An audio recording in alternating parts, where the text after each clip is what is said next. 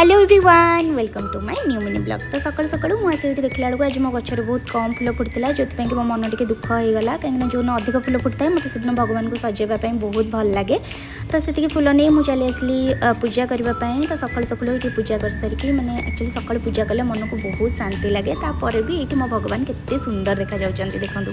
तापर ब्लिंकिट किसी जिनस ऑर्डर कर देइथली से तलक आसली नापी। तो से भाई आणिक देला मुझे रूम रे देखला बेलू नंदू ये चाह बनाऊँगी कहला कि दीदी टे पराटा बन दियो। तो मुझे कहली कि नाई तू ये अटा गुड़ा खाईदे मत गरम लगुच बन पारि। तो एमती मजाक कहली।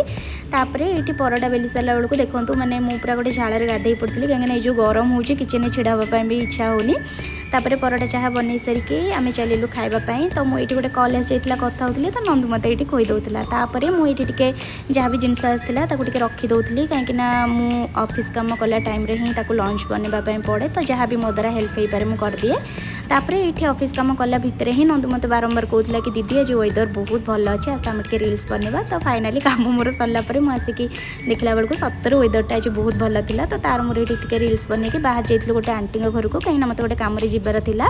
तो आपण मानक जब वीडियो भल लगी मो चैनल को सब्सक्राइब करने को चाहे भूलुनि। पुणी देखा गोटे न्यू मिनी ब्लॉग रे। Bye bye.